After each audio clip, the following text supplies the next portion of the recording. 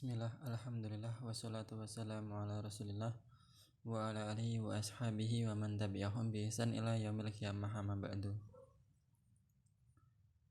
Kelas 9 rahimani wa rahimakumullah.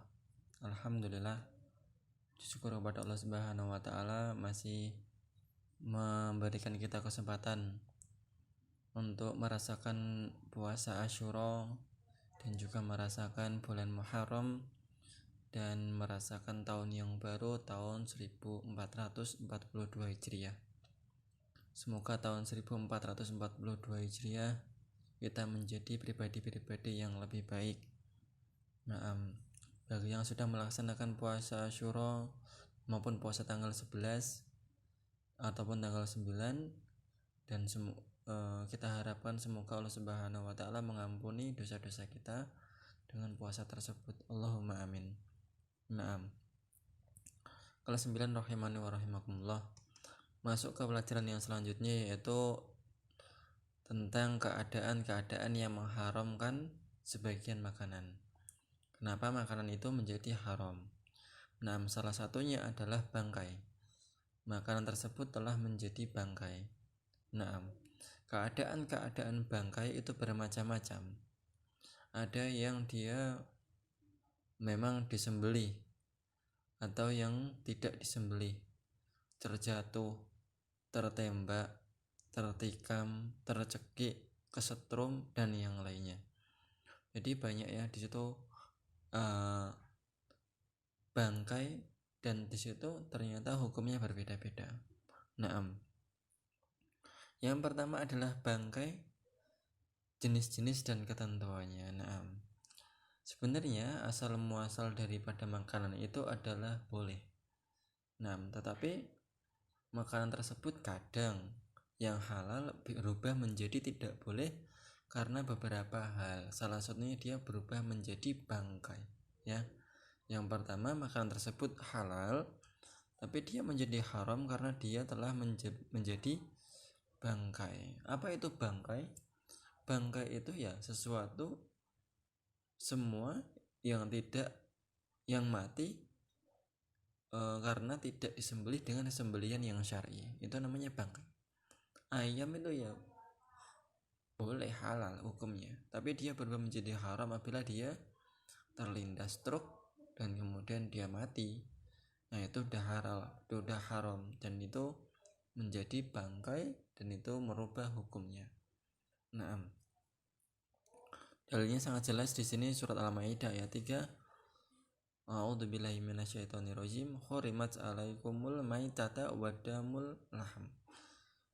Diharamkan kepadamu memakan maitah. Dalam maitah itu bangkai. Di antara contoh bangkai, ini dia bangkai-bangkai itu contohnya adalah yang pertama al-munkhaniqatu, binatang yang mati karena tercekik. Kejirat, ayamnya lompatnya dia ternyata ada jebakan di situ, tercekik dengan tali. Itu dia mati dan ini bangkainya haram. Yang kedua, al-mauqudatu, yaitu binatang mati karena dipukul akibat benturan. Kambing lari-lari nabrak tembok mati, berarti hal tersebut haram hukumnya karena dia sudah menjadi bangkai. Yang ketiga, al-mutaradiyatu, yaitu binatang yang mati karena jatuh dari tempat yang tinggi. Kambingnya naik, terus habis itu tergelincir jatuh, jadi kemudian dia mati, maka dia menjadi haram. Kemudian al-natihatu, yaitu binatang yang mati karena ditanduk binatang yang lain. Matinya karena ditanduk binatang yang lain. Yang selanjutnya, semua hewan yang mati karena diterkam binatang buas. Bukan anjing buruan ya. Kalau anjing buruan itu dia memang menerkam, dia menangkap buruannya, tapi itu halal. karena anjing binatang yang terlatih. Ini pengkhususan bagi anjing yang pintar, yang emang dia dikhususkan untuk memburu binatang buruan. Adapun apabila itu binatang buruannya diburu oleh hewan liar, misal singanya makan kambing, kambingnya mati, nah itu udah berarti dia haram, dia termasuk bangkai. Nah, yang ke selanjutnya, binatang yang mati karena disetrum listrik. Nah, di sini sebenarnya ada hadisnya tentang tidak bolehnya seorang itu membunuh hewan dengan cara dibakar. Nah, tidak boleh. Salah satu cara membakar adalah dengan listrik. Listrik itu sebenarnya ada api, tegangan tinggi api. Dan salah satu yang mungkin itu haram hukumnya, tidak boleh membakar binatang makhluk hidup yang lain, karena Allahu a'lam bishawab, apa faedah yang di situ saya nggak tahu. Tapi yang jelas itu hadisnya sahih tentang tidak bolehnya seseorang itu membunuh binatang dengan api. Nah, salah satu yang sering dijumpai di sekitar kita adalah orang mencari ikan dengan disetrum, ikannya disetrum, maka itu tidak boleh. Adapun kita kalau membeli ikan tidak perlu untuk tanya ini disetrum apa enggak, nyarinya itu urusannya yang nyetrum, dan itu tidak perlu kita tanyakan. Hukum asalnya ikan itu ya tidak disetrum biasanya, tapi tetap ada orang yang mencari ikan dengan disetrum, dan kita tidak, apabila kita membeli ikan tidak usah ragu, beli aja, dan tidak perlu untuk bertanya apakah ini disetrum apa enggak, kecuali emang kamu mengetahui yang mencari ikan tersebut tidak pernah mencari ikan kecuali dengan cara itu. Atau yang lainnya adalah kamu membunuh nyamuk atau membunuh binatang kecil dengan raket yang ada listriknya itu. Allahu a'lam bishawab. Saya sendiri berpendapat setuju dengan pendapat ulama yang mengatakan itu termasuk membunuh dengan api. Nah, pakai obat nyamuk aja, obat nyamuk semprot atau apa, daripada pakai raket listrik. Nah, yang selanjutnya, binatang yang mati karena ditembak adalah mampu untuk disembelih, ini juga tidak boleh, haram. Kemudian binatang yang disembelih dengan sengaja tanpa membaca basmalah. Nah, ini biasanya terjadi di pabrik pemotongan hewan. Nah, hewannya, ayamnya cuma dilempar aja ke mesin, ya jadi daging sendiri, ya kasihan ya. Ya binatangnya hidup dilempar aja, habis itu dia udah terpotong-potong. Tapi kalau kita beli ayam tidak perlu tanya bagaimana cara menyembelihnya,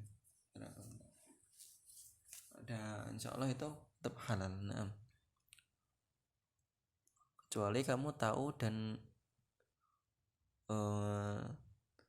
secara umum mengetahui bahwasanya pabrik itu dia menyembelihnya kayak gitu, tidak syar'i, tidak membaca basmalah dan yang lainnya, maka itu tidak boleh. Tapi kalau kita beli di pasar, ada orang ngider ayam kita cegat, beli ayam Pak setengah kilo, tapi ini belinya pakai apa ya Paknya nggak tahu, dia tahunya juga udah, itu namanya itu tidak perlu untuk ditanyakan. Nah, kemudian binatang yang disembelih tanpa disebut nama Allah itu juga tidak boleh. Yang selanjutnya, binatang yang disembelih di kuburan atau untuk jin, ya sesajen. Binatang sesajen sembelihan itu tidak boleh. Biasanya ada kalau di sekitar kita kayaknya sedikit kalau menjumpai orang menyembelih untuk jin, sedikit. Tapi kalau orang menyembelih untuk orang yang telah meninggal itu banyak. Biasanya orang-orang Nahdien mereka menyembelih sesembelihan hewan itu ketika ada memperingati kerabatnya di 3 harinya, di 7 harinya, di 1 bulannya, di 100 harinya, di 1000 harinya itu. Nah, itu mereka menyembelih, dan sesembelihan itu biasanya diniat. HP-nya jatuh. Maafan. Biasanya diniatkan untuk orang yang telah mati tersebut. Maka ini kalau ada kunjungan, kamu dapat berkat, dapat nasi di acara seperti itu, maka alangkah baiknya kamu menghindari daging sembelihannya, tidak usah dimakan, yang lainnya dimakan. Tapi kalau dagingnya itu beli di pasar, itu boleh, meskipun untuk acara hal seperti itu. Tapi kalau dagingnya kamu tahu itu beli di pasar, maka itu boleh. Yang selanjutnya, kondisi yang dia tidak boleh ada, ini masih di kondisi yang pertama ya, masih di bangkai. Kemudian ada beberapa bangkai yang dikecualikan. Nah, bangkai yang dikecualikan yang pertama, bangkai binatang laut. Nah, ini sudah ada di pelajaran fikih di kelas 8 yang insya Allah sudah dihafal ya hadisnya, tentang seseorang yang bertanya mengenai air laut. Rasulullah SAW menjawab huwa tahur, dan air laut itu suci, tapi ada lanjutannya, dan wa tahur ma'uhu hillu maitatuhu, halal bangkainya dan airnya itu suci. Nah, di sini bangkai binatang laut apapun itu maka dia suci. Nah, ikan pausnya kemambang gitu, ya udah makan aja, tidak masalah. Yang kedua yaitu belalang. Belalang di sini boleh hukumnya, ini termasuk halal. Naam. Ini berdasarkan hadis Nabi yang diriwayatkan oleh Imam Ahmad yang mengatakan bahwasanya Rasulullah SAW mengatakan uhilat lana maitatani wadamani, telah dihalalkan bagi kami 2 bangkai dan 2 darah. Yang pertama, nah ini hadisnya ya, hadisnya insyaallah sering dengar ya. Dan 2 bangkai tersebut, yang pertama adalah fa'amal maitatani, adapun 2 bangkai yang pertama yaitu falahutu wal jarodu, ikan dan belalang. Nah, belalang ya, walang, belalang dan jenis dengan berbagai jenisnya. Adapun 2 darah yaitu hati dan limpa. Nah, yang ketiga, binatang yang tidak memiliki darah yang mengalir. Binatang yang tidak memiliki darah yang mengalir. Contohnya apa gini? Nah, ini wallahu alam bisawab. Kalau binatang yang tidak memiliki darah yang mengalir itu memang tidak najis. Sebagaimana hadis yang sangat masyhur tentang dzubab, tentang lalat. Lalat itu tidak memiliki darah. Kalau dia masuk ke dalam minumanmu, maka celupkanlah, habis itu dibuang lalatnya. Nah, itu menandakan bahwasanya lalat tidaklah najis. Meskipun dia telah mati, maka dia tidak najis. Dan para ulama menyepakati atau mengambil kesimpulan dari hadis ini, semua binatang yang tidak mempunyai darah yang mengalir, itu mereka tidak najis jika dia mati. Nah, termasuk semut gitu. Tapi apakah dia halal untuk dimakan? Wallahu a'lam bishawab.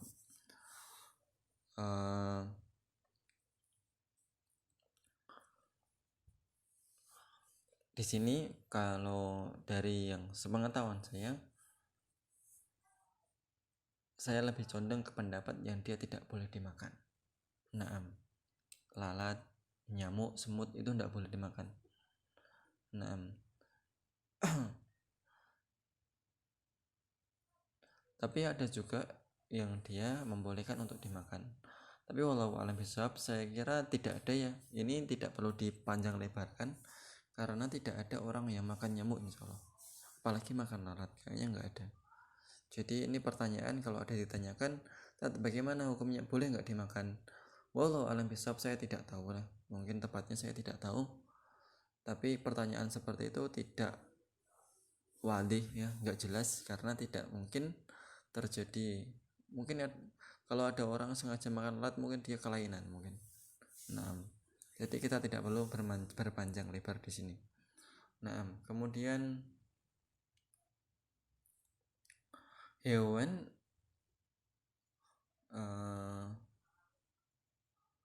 hewan dan binatang amfibi. Hewan dari binatang amfibi atau bangkai dari binatang amfibi. Kalian harus tahu binatang amfibi itu apa ya? Nah, binatang amfibi itu adalah binatang yang dia bisa hidup di dua alam. Dia bisa hidup di air dan dia bisa hidup di darat. Contohnya katak, buaya, tapi nggak pakai darat, buaya tok. Kalau buaya darat hidupnya jadi darat doang. Katak, kura-kura, terus apa lagi, penguin, anjing laut, singa laut, siapa lagi, kepiting. Keong bisa nggak ya? Kalau kepiting jelas dia bisa di air, bisa di darat. Nah, hukum asalnya hewan ini itu, hukum asal hewan yang hidup di dua alam itu halal, kecuali ada hukum yang mengharamkannya. Nah, di sini ada beberapa hal, beberapa pendapat dari ulama mazhab bahwasanya ada yang secara mutlak membolehkan, ada yang secara mutlak tidak membolehkan. Kalau dari ulama Malikiyah yang berpendapat, mengambil pendapatnya Imam Malik, mereka membolehkan secara mutlak, baik itu katak, kura-kura maupun kepiting. Jadi kalau ada orang muslim makan katak, mungkin dia mazhabnya Malikiyah, mungkin, wallahu alam. Saya juga punya tetangga memang makannya katak. Nah, orang LDI itu juga makannya katak dimakan. Om saya, keluarga saya ada yang LDI, katanya katak itu juga halal.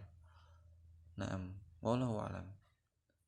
Nah, terus kemudian yang kedua, ulama Syafi'iyah itu berpendapat beda lagi. Mereka berpendapat semuanya boleh kecuali katak. Nah, semuanya boleh kecuali katak. Dan apabila itu bentuknya dan sejenis burung air seperti penguin, terus anjing laut, itu juga halal, tapi cara makannya itu disembelih. Harus disembelih dulu. Karena dia darahnya banyak, makanya dia harus disembelih. Kalau dia mati, maka ulama Syafi'iyah tidak membolehkan untuk dimakan. Mati dengan alamiah, mati dengan tidak sengaja, atau mati diterkam binatang lain, maka tidak boleh. Padahal dia sebenarnya hidup di laut juga. Kemudian ulama Hambali, Hanabilah, berpendapat hewan yang hidup di dua alam tidaklah halal kecuali dengan jalan disembelih. Iya. Nah, kecuali kepiting. Nah, itu boleh hewan yang, karena dia hewan yang tidak memiliki darah. Jadi hewan yang hidup di dua alam dan dia memiliki darah, maka dia harus disembelih. Kemudian ulama Hanafiyah berbeda pendapat lagi. Hewan yang hidup di dua alam tidak halal sama sekali, karena hewan air yang halal hanyalah ikan. Kecuali ikan nggak boleh, katak nggak boleh, kepiting nggak boleh. Nah, tapi ada hadis-hadis penguat di sini, hadis yang sahih tentang katak. Ini ada hadis yang sahih, ini disahihkan oleh Syekh Al-Albani yang mengatakan hadis ini sahih. Ini hadis ini riwayat Abu Dawud dan juga Ahmad. Suatu saat Rasulullah SAW ditanya oleh seorang tabib, dokter, anna tabiban sa'ala Nabi SAW an zifda, dari katak, bertanya tentang katak, ya ja'aluha fi dawai fanahahu Nabi SAW. Kemudian mereka mengatakan, atau mereka bertanya tentang katak untuk dijadikan obat. Kemudian Nabi SAW fanahahu, kemudian Nabi SAW melarangnya. Untuk apa? An qatlihi, untuk membunuhnya. Kaidah, hewan yang tidak boleh dibunuh maka tidak boleh untuk dimakan. Nah, bagaimana kalau hewan tidak boleh dibunuh oleh negara, hewan yang dilindungi, burung misalnya, maka itu juga masuk dalam maka itu juga tidak boleh untuk dimakan, karena dia juga diperintahkan oleh negara untuk tidak diburu, tidak dimakan. Nah, maka dalil pengharaman katak di sini sangat jelas. Jadi katak itu ya haram meskipun dia hidup di dua alam. Bagaimana dengan buaya? Ada orang makan buaya? Wallahu alam. Mungkin ada orang makan biawak kali ya, makan biawak. Bukan dop ya. Kalau dop itu ya memang terjemahannya di Indonesia itu biawak. Cuman dop itu kan dia nggak hidup di air. Dia hidupnya di padang pasir. Jadi dia hewan darat. Nah, dan dia juga bukan pemakan daging.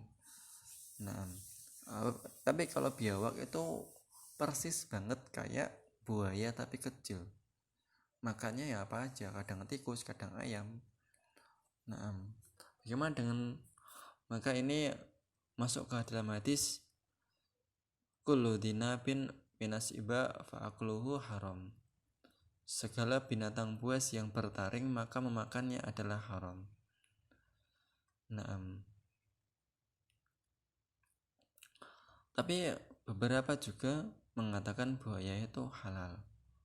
Nah, dari hadis uhilalakum soydul bahar wa ta'amuhu, dihalalkan bagi kalian binatang buruan laut dan makanan dari laut atau makanan dari air, dan termasuk di situ adalah buaya. Nah,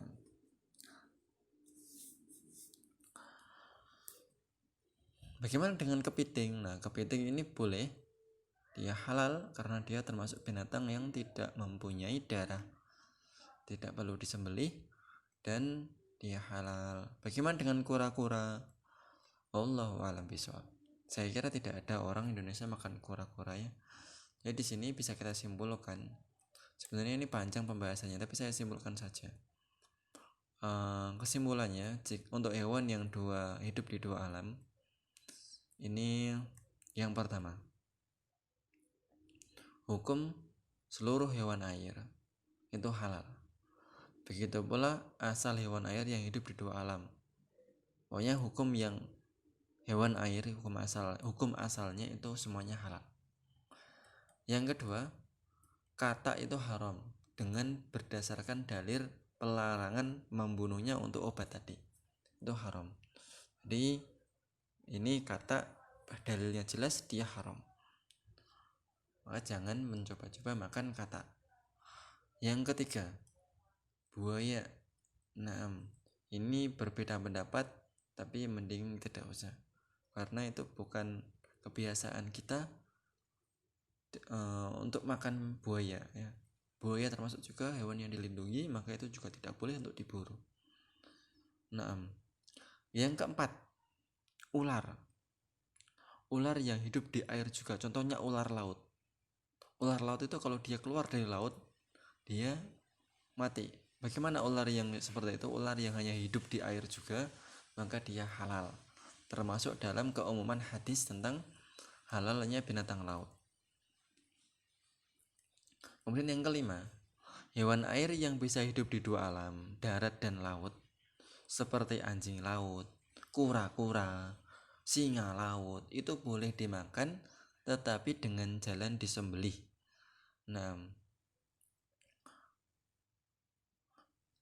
kecuali binatang yang tidak mempunyai darah, semisal kepiting. Nah, itu tidak usah disembelih, nggak apa-apa, dimakan aja, dan itu enak bagi yang suka makan kepiting, karena makan kepiting ini juga susah. Yang keenam, setiap hewan air yang membawa dampak bahaya tidak boleh dimakan. Nah, ini kesimpulan yang bisa kita ambil dari binatang amfibi. Masya Allah ya, kalau dijabarkan banyak sekali, tapi kalau tidak dijabarkan di sini masih nanggung. Jadi ya waktu kita jadi habis nih ya, tidak apa-apa lah. Aku qouli hadza subhanakallahumma bihamdika asyhadu an la ilaha illa anta astaghfiruka wa atubu ilaik. Assalamualaikum warahmatullahi wabarakatuh.